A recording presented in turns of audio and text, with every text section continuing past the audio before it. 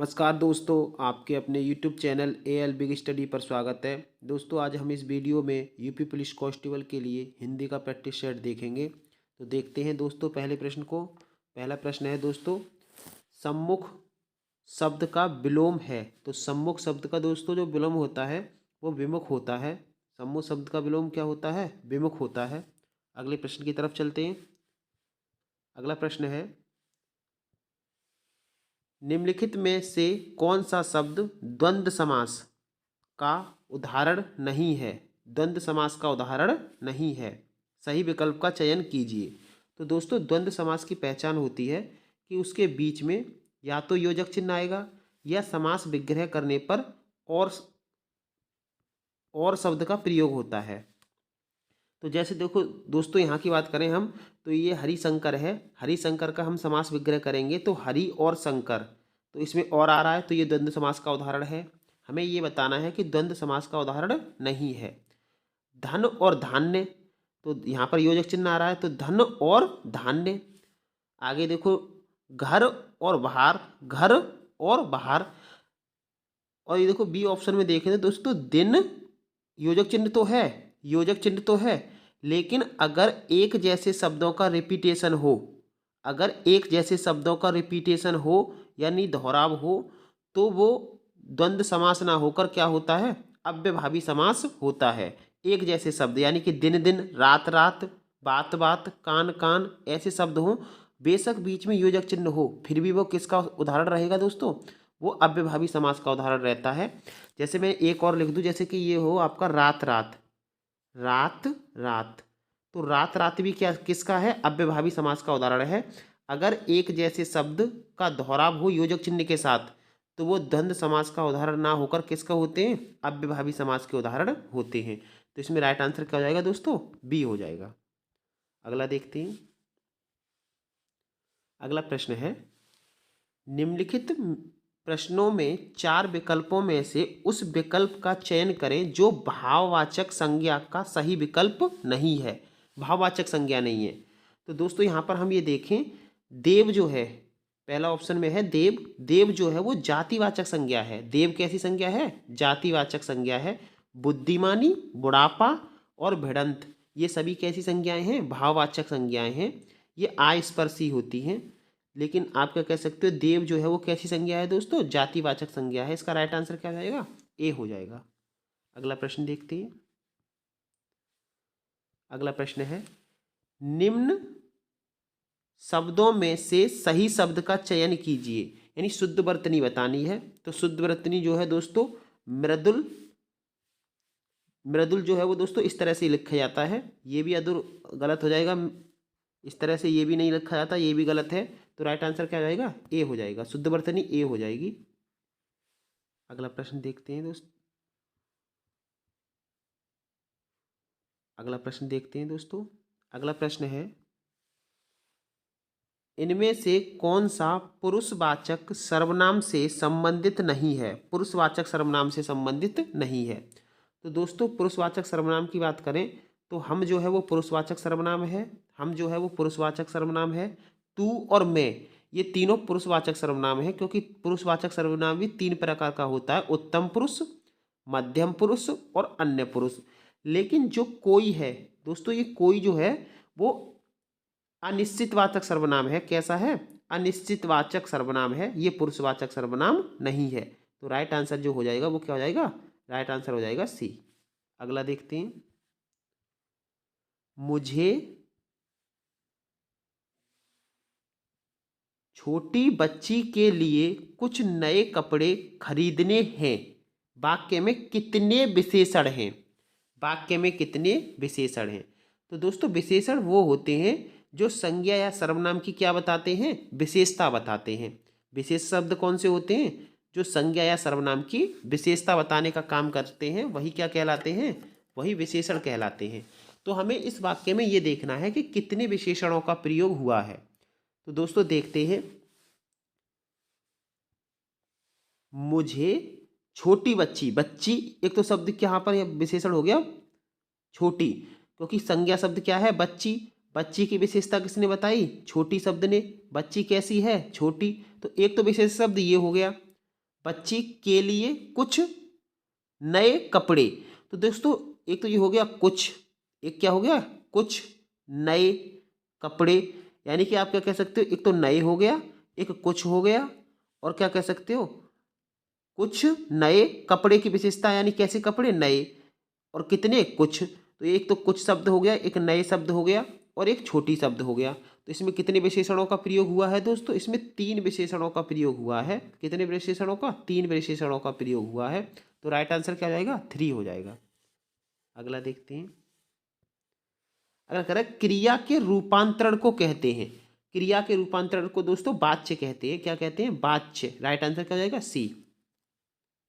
अगले प्रश्न की तरफ चलते हैं। अगला प्रश्न है मोहन मोहन किताब पढ़ता है, इस वाक्य में क्रिया का कौन सा प्रकार है। तो दोस्तों हम यहाँ पर कहें कि मोहन किताब पढ़ता है, तो इसमें कौन सी क्रिया है, इसमें है दोस्तों सकर्मक क्रिया। सकर्मक क्रिया क्यों है, क्योंकि इसमें कर्म मौजूद है। हम यहाँ पर सकर्मक और अकर्मक क्रिया की पहचान जो है वो क्या लगाकर करते हैं। अगर मैं ये कहूँ कि प्रश्न करूँ क्या, मोहन मोहन मैं आपसे ये कहूँ कि क्या पढ़ता है, मोहन क्या पढ़ता है, क्या पढ़ता है, तो आपका राइट आंसर आएगा कि मोहन जो है, यहाँ पर आपको जवाब मिलेगा कि मोहन किताब पढ़ता है। अगर आपको क्या का जवाब मिले तो वो सकर्मक क्रिया होती है। तो यहाँ पर कौन क्या मौजूद है दोस्तों, यहाँ पर कर्म मौजूद है, इसलिए यहाँ पर कौन सी क्रिया होगी, सकर्मक क्रिया होगी। तो राइट आंसर क्या हो जाएगा, बी हो जाएगा। अगला देखते हैं। निम्नलिखित में अव्यय अव्यय है, तो अव्यय दोस्तों जो है, अव्यय अव्यय शब्द जो होते हैं उनमें परिवर्तन नहीं होता है। लिंग वचन काल कारक में उनके परिवर्तन नहीं होता है। यानी कि आप क्या कह सकते हो, ऐसे शब्द जो लिंग वचन काल कारक में नहीं बदलते हैं वो क्या कहलाते हैं, अव्यय कहलाते हैं। तो यहाँ पर हमें अव्यय शब्द देखना है। वर्तमान जो है दोस्तों विशेषण शब्द है, नया विशेषण शब्द है, सुंदर विशेषण शब्द है, लेकिन तथा जो है, तथा शब्द जो है वो क्या है, अव्यय है, क्योंकि तथा शब्द में लिंग वचन काल कारक में कोई भी परिवर्तन नहीं होगा। तो राइट आंसर क्या हो जाएगा, सी हो जाएगा। अगला है दिए गए शब्द का स्त्रीलिंग ज्ञात कीजिए। हमें दिए गए शब्द का स्त्रीलिंग ज्ञात करना है, यानी लाला शब्द का क्या ज्ञात करना है, स्त्रीलिंग ज्ञात करना है। तो लाला शब्द का स्त्रीलिंग जो होता है वो ललायन होता है। क्या होता है दोस्तों, ललायन होता है। राइट आंसर क्या हो जाएगा, सी हो जाएगा, ललायन। अगला देखते हैं। जिसके पास रुपया है, जिसके पास रुपया है, इनमें रुपया शब्द है एक वचन, बहुवचन, उक्त दोनों नहीं। तो दोस्तों ये रुपया शब्द जो है, जिस रुपया शब्द जो है वो हमेशा किस में यूज होता है, बहुवचन में यूज होता है। तो राइट आंसर क्या हो जाएगा, राइट आंसर हो जाएगा दोस्तों आपका बहुवचन। जैसे हम कहते हैं प्राण, कुछ और जो बहुवचन में प्रयोग होने वाले, प्राण हो गया, दर्शन हो गया, दर्शन शब्द हो गया, हस्ताक्षर शब्द हो गया, तो ये सब क्या हैं, ये सब दोस्तों हमेशा किस में प्रयोग होते हैं, बहुवचन में प्रयोग होते हैं। तो राइट आंसर क्या हो जाएगा, बी हो जाएगा। अगला देखते हैं। मुझसे अब नहीं चला जाएगा, इस वाक्य में कौन सा वाच्य है। मुझसे अब नहीं चला जाएगा, तो आप क्या कह सकते हो, ज्यादातर नहीं शब्दों का प्रयोग जो होता है वो किस वाच्य में होता है, भाववाच्य में होता है। राइट आंसर क्या हो जाएगा, भाववाच्य हो जाएगा। अगला है करण कारक किस वाक्य में है, करण कारक। तो दोस्तों आपको बता दें हम कि करण कारक की विभक्ति जो होती है या तो से होती है, करण कारक की जो विभक्ति होती है या तो से होती है, या क्या होता है के द्वारा, या क्या होती है के द्वारा, या तो से होती है या क्या होती है के द्वारा। तो यहाँ की बात करें, हमें ये देखना है कि चारों वाक्यों में कौन सा करण कारक का वाक्य है। राम को फल दो, इसमें से या के द्वारा का प्रयोग नहीं हुआ। वह कलम से लिखता है, दोस्तों यहाँ पर से या के द्वारा का प्रयोग जो है वो किसके लिए होता है, ये साधन के रूप में होता है। किसके लिए होता है, साधन के रूप में होता है, साधन के रूप में होता है।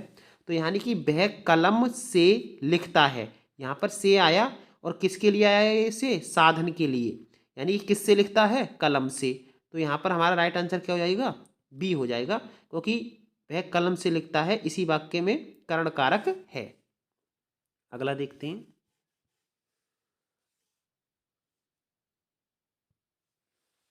अच्छी का तद्भव शब्द है, तो अच्छी का तद्भव शब्द बताना है। तद्भव शब्द जो है वो दोस्तों क्या हो जाएगा? आंख हो जाएगा। अच्छी का तद्भव शब्द क्या हो जाएगा? आंख हो जाएगा। प्रत्याशा, प्रत्याशा शब्द में उपसर्ग है, तो प्रत्याशा शब्द में दोस्तों अगर हम इसका संधि विच्छेद करें तो ये हो जाएगा प्रति, प्रतिधन, प्रतिधन आशा, प्रतिधन आशा। तो यानी कि उपसर्ग जो होते हैं वो शब्द से पहले लगते हैं, उपसर्ग जो होते हैं वो शब्द से पहले लगते हैं। तो इसमें क्या हो जाएगा? प्रति उपसर्ग हो जाएगा। क्या हो जाएगा? प्रति उपसर्ग। तो यही पूछ रहा है कि प्रत्याशा शब्द में उपसर्ग है, तो क्या हो जाएगा? प्रति उपसर्ग हो जाएगा। आशा इसमें क्या हो जाएगा? मूल शब्द हो जाएगा। आशा मूल शब्द हो जाएगा और प्रति क्या हो जाएगा? उपसर्ग हो जाएगा। अगला है तरल का विलोम शब्द है, तो तरल का विलोम शब्द जो हो जाएगा वो क्या हो जाएगा? ठोस हो जाएगा। तरल का क्या हो जाता है? तरल मतलब पतला और ठोस मतलब कठोर। राइट आंसर क्या हो जाएगा? बी हो जाएगा। आडंबर का पर्यायवाची शब्द नहीं है, आडंबर का पर्यायवाची शब्द नहीं है। तो ढोंग आडंबर का होता है पर्यायवाची, पाखंड भी होता है, ढोंग भी होता है। दर्प, दर्प दोस्तों जो है वो आडंबर का पर्यायवाची नहीं है। ये किसका है? अभिमान का है, घमंड का है। किसका है? घमंड का है।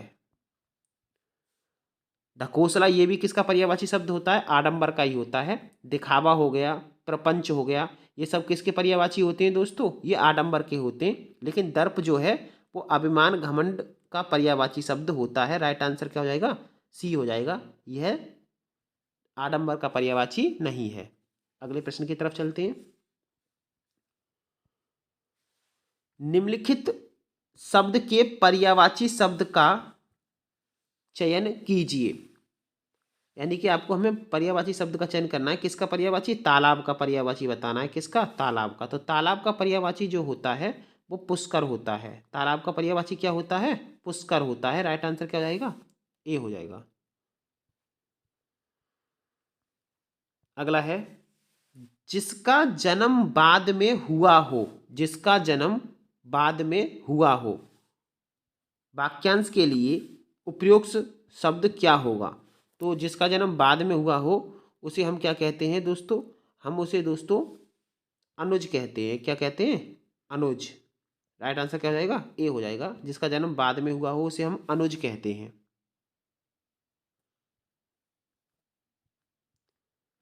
अगला है जिनकी आशा ना की गई हो के लिए उपयुक्त शब्द कौन सा होगा? जिसकी आशा ना की गई हो उसे अप्रत्याशित कहते हैं। क्या कहते हैं? अप्रत्याशित। जिसकी आशा ना की गई हो उसे क्या कहेंगे दोस्तों? अप्रत्याशित कहते हैं। संधि के कितने भेद होते हैं? संधि के कितने भेद होते हैं? तो संधि के दोस्तों तीन भेद होते हैं।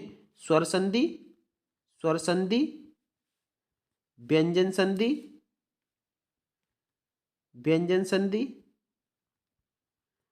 और एक होती है विसर्ग संधि। कौन सी संधि? विसर्ग संधि।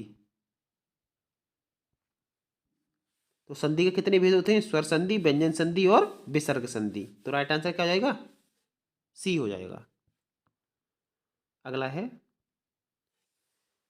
जिस वाक्य में इसलिए और क्योंकि लेकिन परंतु आदि समुच्चयबोधक शब्द जुड़ते हैं तो वो वाक्य कौन सा कहलाता है? तो दोस्तों वो वाक्य कहलाता है आपका संयुक्त वाक्य।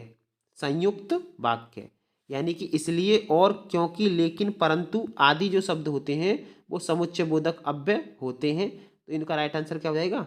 ए हो जाएगा। रामचंद्र शुक्ल ने हिंदी साहित्य का प्रथम महाकाव्य इनमें से किसे माना? तो इसका राइट आंसर हो जाएगा पृथ्वीराज रासो।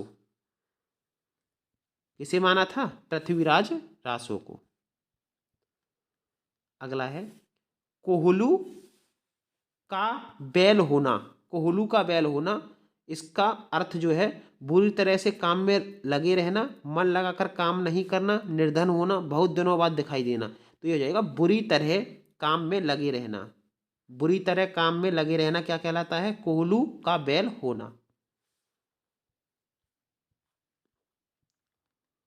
अगला देखते हैं दोस्तों, अलंकार के मुख्यतः भेद निम्न में से कौन से माने जाते हैं? तो अलंकार शब्दालंकार होता है, अर्थालंकार होता है और उभयालंकार होता है।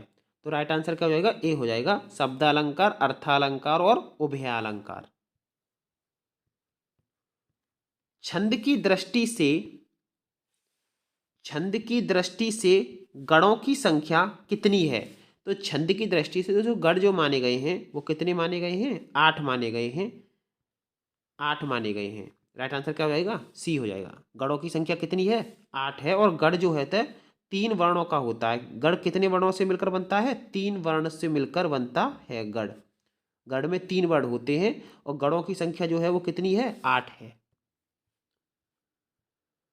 रौद्र रस का स्थायी भाव क्या होता है? तो रौद्र रस का स्थायी भाव जो होता है दोस्तों क्रोध होता है। रौद्र रस का स्थायी भाव क्या होता है? क्रोध होता है। अगला है, कोई डैश कोई नहीं टाल सकता। तो यहाँ पर खाली स्थान की जगह पर हमें क्या रखना है? शब्द रखना है।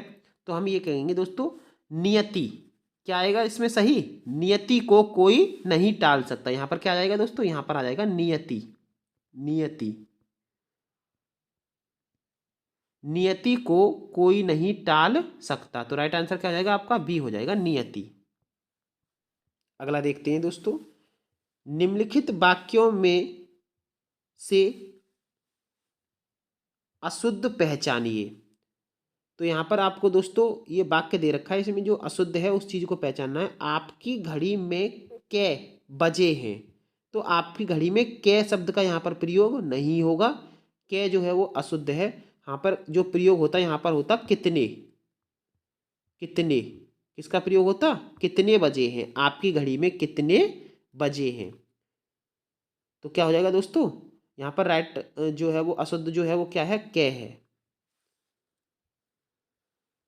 तो दोस्तों हमने यहाँ पर हिंदी के प्रश्नों को देखा।